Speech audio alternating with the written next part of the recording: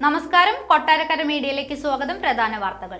Governor നിയമസഭയെ അവഹേളിച്ചു. കണ്ടത് സർക്കാരും ഗവർണറും തമ്മിലുള്ള രാഷ്ട്രീയ നാടകത്തിന്റെ പരിതാപകരമായ അന്ത്യമെന്ന് വി.ഡി. സതീശൻ. ഹൈറിച്ച് നിക്ഷേപ തട്ടിപ്പ് കേസ് ഉടമകളുടെ സ്വത്ത് കണ്ടുകെട്ടി. കെ.എസ്.ഇ.ബിയിലും കടുത്ത പ്രതിസന്ധി. ശമ്പളം നൽകാൻ കടമെടുക്കണം. സംസ്ഥാനത്ത് നദികളിൽ നിന്നുള്ള മണൽവാരൽ പുനരാരംഭിക്കുന്നു. വാർത്തകൾ വിശദമായി. ഗവർണർ ആരിഫ് മുഹമ്മദ് ഖാൻ നിയമസഭയെ അവഹേളിച്ചെന്ന് പ്രതിപക്ഷ നേതാവ് വി.ഡി. സതീശൻ.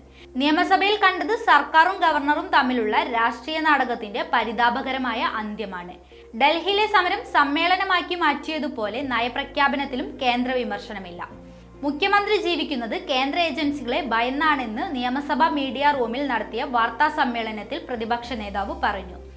നയപ്രഖ്യാപന പ്രസംഗം നടത്താൻ ഭരണഘടനാപരമായ ബാധ്യതയുള്ള ഗവർണർ അവസാന ഖണ്ഡിക മാത്രം വായിച്ച് മടങ്ങിയത് നിയമസഭയോടുള്ള അവഹേളനമാണ്.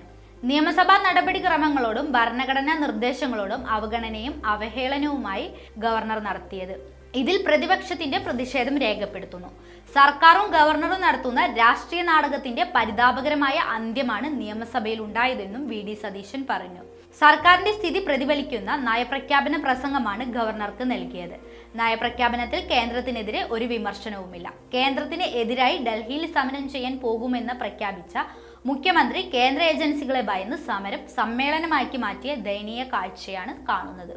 ഒന്നിച്ചുള്ള സമരത്തിന് തയ്യാറല്ലെന്ന് പ്രതിപക്ഷം അറിയിച്ചപ്പോൾ ഒറ്റയ്ക്ക് സമരം ചെയ്യുമെന്ന് LDF പ്രഖ്യാപിച്ച് മണിക്കൂറുകൾക്കുള്ളിലാണ് സമരം പൊതുസമ്മേളനമാക്കി മാറ്റിയത്. ഹൈറിച്ച് നിക്ഷേപ തട്ടിപ്പ് കേസിൽ ഉടമകളുടെ സ്വത്ത് കണ്ടുകെട്ടി. ഉടമകളുടെ 212 കോടി രൂപയുടെ സ്വത്താണ് എൻഫോഴ്സ്മെന്റ് ഡയറക്ടറേറ്റ് കണ്ടുകെട്ടിയത്. കമ്പനി ഉടമ പ്രതാപൻ, ഭാര്യ ശ്രീന എന്നിവരെ കേസിൽ പ്രതി ചേർത്തു. ക്രിപ്റ്റോ കറൻസി വഴി 482 കോടി രൂപ പ്രതികൾ സമാഹരിച്ചിരുന്നു. ഹൈറിച്ച് കമ്പനിയുടേത് 1630 കോടിയുടെ തട്ടിപ്പാണെന്ന് പോലീസ് പറഞ്ഞിരുന്നു. തൃശൂർ അഡീഷണൽ സെക്ഷൻ കോടതിയിൽ ചേർപ്പ് SI റിപ്പോർട്ട് സമർപ്പിച്ചു. കേരളം കണ്ട ഏറ്റവും വലിയ തട്ടിപ്പാണ് ഹൈറിച്ച് എന്ന് റിപ്പോർട്ടിൽ പരാമർശമുണ്ട്. അന്വേഷണം ക്രൈംബ്രാഞ്ചിനോ അന്വേഷണ ഏജൻസികൾക്കോ കൈമാറാനാണ് നിർദ്ദേശം. ഹൈറിച്ചിന് രാജ്യത്താകമാനം 680 ഷോപ്പുകളുണ്ടെന്നും 1.63 കോടി ഉപഭോക്താക്കൾ ഉണ്ടെന്നും കണ്ടെത്തലുണ്ട്. ഓൺലൈൻ വ്യാപാരത്തിന്റെ പേരിൽ മണി ചെയിൻ നടത്തി നിയമപരമല്ലാത്ത നിക്ഷേപം സ്വീകരിച്ചെന്ന് പോലീസ് റിപ്പോർട്ടിൽ വ്യക്തമാക്കുന്നു. മണി ചെയിൻ തട്ടിപ്പ് ഓൺലൈൻ ട്രേഡിംഗിന്റെ പേരിലാണ് നടന്നത്. ക്രിപ്റ്റോ കറൻസി ഉൾപ്പെടെയുള്ള പേരുകളിൽ വലിയ തോതിൽ ലാഭം വാഗ്ദാനം ചെയ്ത് പണം തട്ടിയെന്നാണ് കേസ്. കേസ് രജിസ്റ്റർ ചെയ്തിരിക്കുന്നത് തൃശൂർ ചേർപ്പ് പോലീസ് സ്റ്റേഷനിലാണ്. സാമ്പത്തിക പ്രതിസന്ധിയെ തുടർന്ന് KSEBിയിലും കർശന നിയന്ത്രണം. ഇതുവരെ തുടങ്ങാത്ത പദ്ധതികൾ മാറ്റിവെക്കാനും ചിലത് ചുരുക്കാനും KSEB CMD നിർദ്ദേശം നൽകി. ശമ്പളം, പെൻഷൻ വിതരണത്തിന് വായ്പ എടുക്കേണ്ട അവസ്ഥയാണുള്ളത്. നടന്നുകൊണ്ടിരിക്കുന്ന പദ്ധതികളിൽ മാർച്ച് 31 മുമ്പായി കമ്മീഷൻ ചെയ്യുന്നവർക്ക് മാത്രം പണം അനുവദിക്കും. 2024-25 തുടങ്ങേണ്ട പദ്ധതികൾ ചുരുക്കും. ജീവനക്കാരുടെ പെൻഷനും ശമ്പളവും നൽകുന്നതിന് പുറത്തുനിന്ന് വായ്പ എടുക്കേണ്ട സ്ഥിതിയാണുള്ളതെന്നും KSEB വ്യക്തമാക്കി. ചെലവ് ചുരുക്കാൻ നടപടികളുമായി മുന്നോട്ടു പോകാനാണ് തീരുമാനം. നിലവിൽ തുടങ്ങാത്ത ഒരു പദ്ധതിയും ഇനി തുടങ്ങേണ്ടതില്ല എന്ന കർശന നിർദ്ദേശം നൽകിയിട്ടുണ്ട്. ദീർഘകാല വൈദ്യുതി വാങ്ങൽ കരാറുകൾ റദ്ദാക്കിയത് വഴി പുറത്തുനിന്ന് ഉയർന്ന വിലയ്ക്ക് വൈദ്യുതി വാങ്ങേണ്ടി വന്നത് എന്നതാണ് പ്രധാന കാരണങ്ങളിലൊന്ന്. മൺസൂൺ കുറഞ്ഞതും പ്രതിസന്ധിയായി. സർക്കാർ സ്ഥാപനങ്ങൾ, പൊതുമേഖലാ സ്ഥാപനങ്ങൾ, തദ്ദേശ സ്ഥാപനങ്ങൾ KSEBക്ക് വലിയ കുടിശ്ശിക വരുത്തിയിട്ടുണ്ട്. ഇത് തിരിച്ചു കിട്ടിയിട്ടില്ല എന്നും CMD ചൂണ്ടിക്കാട്ടുന്നു.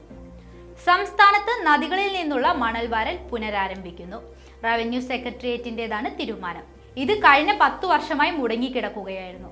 കേന്ദ്ര പരിസ്ഥിതി മന്ത്രാലയത്തിന്റെ മാർഗനിർദ്ദേശങ്ങൾക്ക് അനുസൃതമായി 2001 Kerala protection of river banks and regulation of removal of sand act ഭേദഗതി ചെയ്താണ് മണൽവാരൽ പുനരാരംഭിക്കാനുള്ള ആലോചന.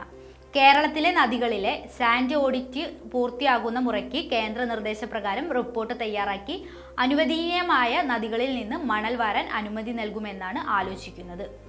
ഓഡിറ്റ് നടത്തിയതിൽ 17 നദികളിലാണ് മണൽ നിക്ഷേപം കണ്ടെത്തിയത്. അനധികൃത മണൽവാരൽ നിയന്ത്രിക്കാൻ കൂടി ലക്ഷ്യമിട്ടാണ് ഔദ്യോഗിക മണൽവാരൽ എന്നാണ് സർക്കാർ പറയുന്നത്.